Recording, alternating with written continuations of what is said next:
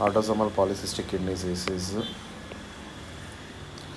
autosomal polycystic kidney disease, tubular cells, origin, cyst origin, arrangement, genetics అయితే కనుక PKD1 ఒకటి, PKD2 ఒకటి, పాలిసిస్టిన్ 1 ఒకటి, పాలిసిస్టిన్ 2 ఒకటి, 85% ఒకటి, 15% ఒకటి, 16P ఒకటి, 4Q ఒకటి, ఇంకా జినాబ్ అనమాట, జినాబ్ GANAB, జినాబ్ ఒకటి, DNA JB ఒకటి, DNA JB ఒకటి, ఎటిపికల్ ఒకటి, ఇంకా సైజు నార్మల్ ఉంటుంది. ఇది ఎటిపికల్ ఎందుకంటామంటే సైజు నార్మల్ ఉంటుంది. ఇక్కడ స్టోన్స్ వచ్చేసి కాల్షియం ఆక్సలేట్ స్టోన్స్ ఉంటుంది, ప్రోటీనీరియా ఉంటుంది, ట్యూబులర్ ఇంటర్స్టిషియల్ డిసీజ్ ఉంటుంది కదా, ట్యూబులర్ ఇంటర్స్టిషియల్ డిసీజ్ ఉంటుంది కాబట్టి ఇక్కడ ప్రోటీనీరియా ఉంటుంది విత్ ఇది కూడా ఉంటుంది అనమాట. ఇంకా ప్రోటీనీరియా ఉంటుంది, సాల్ట్ వేస్టింగ్ ఉంటుంది. ఇంకా కిడ్నీస్ తీసుకుందాం అనుకో, బయలాటరల్లీ ఎన్లార్జ్డ్ కిడ్నీస్ ఉంటుంది. ఇక్కడ సిస్ట్లు ఉంటుంది. సిస్ట్లు ఇలా అయిపోవడం వల్ల పక్కన దాన్ని కంప్రెస్ చేస్తుంది, ఆర్కిటెక్చర్ పోతుంది. ఇంకా ఇక్కడ తీసుకున్నాం అనుకో, ఇది పెథోజెన్సిస్ అనమాట. ఇక్కడ తీసుకున్న ఒక ఇది ఒక ట్యూబులర్ ఎపిథీలియల్ సెల్ అనమాట. ఇది ట్యూబులర్ ఎపిథీలియల్ సెల్.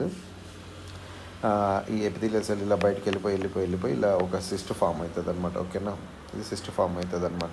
ఓకేనా. రీనల్ మేనిఫెస్టేషన్స్ అయితే మోస్ట్ కామన్ రీనల్ మేనిఫెస్టేషన్ వచ్చేసి హైపర్ మాస్ అనమాట. బయలేటరల్ ఫ్లాంక్ మాస్ ఉంటుంది, పాల్పబుల్ కిడ్నీస్ ఉంటుంది, నాక్టూరియా ఉంటుంది, పయూరియా ఉంటుంది, అనీమియా లెస్ ప్రామినెంట్ అనమాట. ఓకేనా. లివర్ సిస్ట్లో ఎక్కడెక్కడ ఉంటుంది అంటే లివర్లో ఉంటుంది, లంగ్స్లో ఉంటుంది, లివర్లో ఉంటుంది, స్ప్లీన్లో ఉంటుంది, లంగ్స్లో రేర్, బ్రెయిన్లో లేరు అనమాట. అన్ని సీనియర్స్ అయితే అన్యూరిజం అనమాట. ఇన్ఫెక్షన్ అనమాట. ఇంకా సిప్రోఫ్లాక్సిసిన్ ఒకటి, కోట్రైమాక్సిల్, ఇది కార్డియాక్ మేనిఫెస్టేషన్స్ అయితే మైట్రల్ వాల్వ్ ప్రొలాప్స్ ఒకటి, అయోటిక్ రీగస్ట్రేషన్ ఒకటి. జిఏ మేనిఫెస్టేషన్ అయితే కనుక అబ్డామినల్ డిస్కంఫర్ట్, ప్రెషర్ పెరుగుతుంది, ప్రెషర్ ఎక్కువ ఉంటుంది కాబట్టి హెర్నియాస్ ఉంటుంది, వస్తుంది, కొర్నలిక్ డైవర్సిలోసిస్ వస్తుంది, బైలేటరల్ రీనోమెగాలిగా ఉంటుంది. కాంప్లికేషన్స్ అయితే కనుక మోస్ట్ కామన్ కాంప్లికేషన్ వచ్చేసి హైపర్ టెన్షన్. దీనివల్ల ఎన్స్టేజ్ రీనల్ డిసీజ్ వస్తుంది. ఈ ఎన్స్టేజ్ రీనల్ డిసీజ్ వస్తే దీనికి ఏం చేస్తామంటే రీనల్ ట్రాన్స్ప్లాంట్ తప్ప ఏమీ చేయమన్నమాట. ఓకేనా. ఈ రీనల్ ట్రాన్స్ప్లాంట్లో కూడా ఆల్రెడీ కిడ్నీ అక్కడ తీయాలా పెట్టాలనే దాన్ని కొన్ని వాటిని బట్టి డిసైడ్ అయి ఉంటుంది అనమాట. స్టోన్స్ వచ్చేసి యూరిక్ యాసిడ్ స్టోన్స్, ఇది ఇంపార్టెంట్ అనమాట. సిస్ట్ హెమరేజ్ ఈక్వల్ సిస్ట్ ఉంది అనుకో, ఈ సిస్ట్ ఏమవుతుందంటే కనుక హెమరేజ్ జరిగితే పడినప్పుడు అట్లా ఫ్లాంక్ పెయిన్ ఉంటుంది కదా, దీంతోపాటు హిమోగ్లోబిన్ తగ్గిపోతుంది, ఇక్కడ హెమటోక్రిట్ తగ్గిపోతుంది, ఇంకా బీపీ తగ్గుతుంది, హార్ట్ రేట్ పెరుగుతుంది. ఫ్లాంక్ పెయిన్ అయితే కనుక ఫ్లాంక్ పెయిన్ ప్లస్ ఫీవర్ వచ్చిందంటే కనుక ఇట్స్ ఇండికేటివ్ ఆఫ్ యూటీఐస్ అనమాట. ఇది చాలా కాంప్లికేటెడ్ యూటీఐ అనమాట. దీన్ని ఈ సిస్ట్లోకి వెళ్ళి కిల్ చేసే యాంటీబయాటిక్స్ చాలా తక్కువ ఉంటాయి. యాంటీబయాటిక్స్ వచ్చేసి ఏంటంటే ఫ్లోరోక్వినోన్స్ అనమాట. ఫ్లోరోక్వినోన్స్ వాడతాము. బీటా లాక్టమ్స్ కాదు, ఫ్లోరోక్వినోన్స్ వాడతాము. అల్ట్రాసౌండ్ ఒకటి, ఎన్సీసీటీ ఒకటి. ఓకేనా. ఇన్వెస్టిగేషన్ ఆఫ్ చాయిస్ అయితే అల్ట్రాసౌండ్. దీనికి ఇన్వెస్టిగేషన్ ఆఫ్ చాయిస్ అల్ట్రాసౌండ్. రెవైనార్ పై క్రైటీరియా అనమాట. ఇది వచ్చేసి 15 to 39 ఇయర్స్ అయితే కనుక ఈచ్కి 2 కిడ్నీలు కలిపి మోర్ దెన్ 3 ఉండాలి. 40 to 59 ఇయర్స్ అయితే కనుక ఈచ్ కిడ్నీలో ఒక్కొక్క కిడ్నీలో 2 ఉండాలి. మోర్ దెన్ 60 ఇయర్స్ అయితే కనుక ఈచ్ కిడ్నీలో మోర్ దెన్ 4 ఉండాలి. వితౌట్ ఫ్యామిలీ హిస్టరీ అయితే కనుక ఈచ్ కిడ్నీలో 10 ఉండాలి. ట్రీట్మెంట్ ఆఫ్ చాయిస్ అయితే కనుక కిడ్నీ ట్రాన్స్ప్లాంట్ అనమాట. ఎన్స్టేజ్ రీనల్ డిసీజ్కి వస్తే కనుక రెడ్యూస్ ప్రోగ్రెషన్ వచ్చేసి టోల్వాప్టాన్ యూస్ చేస్తాము. ఎందుకంటే V2 రిసెప్టార్ బ్లాకర్ అనమాట. V2 రిసెప్టార్ బ్లాకర్ ఏం చేస్తుందంటే డిక్రీజెస్ సైక్లిక్ ఎంపీ అనమాట. కాబట్టి సిస్ట్ ప్రోగ్రెషన్ని తగ్గిస్తుంది. 15 mg రోజు వాడతాము. LFT మానిటర్ చేసుకోవాలి.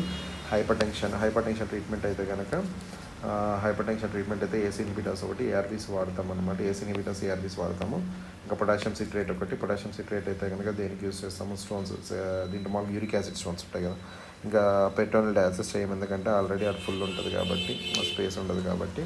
ఇంకా అలాగే అయితే కనుక ఆటోసోమల్ డామినెంట్ వెరైటీస్ అయితే కనుక ట్యూబులర్ స్క్లిరోసిస్ ఒకటి, ఇది వచ్చేసి TSC1 జీన్ ఒకటి, TSC2 జీన్ ఒకటి. ఇంకా దీంట్లో ఏముంటుంది అంటే కిడ్నీ ఉంటుంది. దీంతో పాటు దీంట్లో ఏంటంటే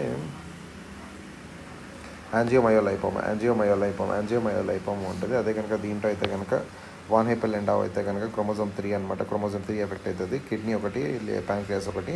ఇదైతే కనుక రీనల్ కిడ్నీలో అయితే కనుక క్లియర్ సెల్ కార్సినోమా ఉంటుంది. ఇంకా విహెచ్ఎల్ అనమాట, ఎంసీడీ జీన్ ఒకటి, యూమోడ్ అనమాట.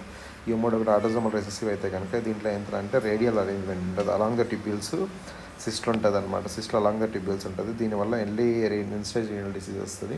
ఇది నియోనేటల్గానే ఫీటల్ లైఫ్లోనే అల్ట్రాసౌండ్ ద్వారా కనిపెట్టాలి. లేకపోతే most common cause for paediatric kidney transplant అనమాట. దీంట్లో హెపాటిక్ ఫైబ్రోసిస్ ఉంటుంది. దాంట్లో కిడ్నీ ట్రాన్స్ప్లాంట్ ఒకటే చేసుకోదు, హెపాటో రీనల్ ట్రాన్స్ప్లాంట్ రెండు చేయాలన్నమాట. ఎక్వైర్డ్ కేసెస్ అనమాట. ఎక్వైర్డ్ అయితే కనుక సింపుల్ సిస్ట్ ఉంటుంది. ఇంకా క్రోనిక్ హైపోకెలిమియా వల్ల కూడా సిస్ట్లు వస్తుంది అనమాట. ఈ క్రోనిక్ హైపోకెలిమియా ఏం చేస్తుందంటే అమోనియా ప్రొడ్యూస్ చేస్తుంది. అమోనియా వచ్చేసి సిస్ట్ గ్రోత్కి యూజ్ అవుతుంది.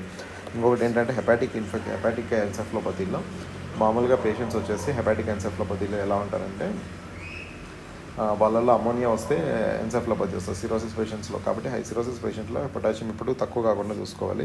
ఇంకా డెవలప్మెంటల్ అయితే కనుక మెడుల్లరీ సిస్టిక్ కిడ్నీ ఒకటి, మెడుల్లరీ సిస్టిక్ కిడ్నీ డిసీజ్ ఒకటి.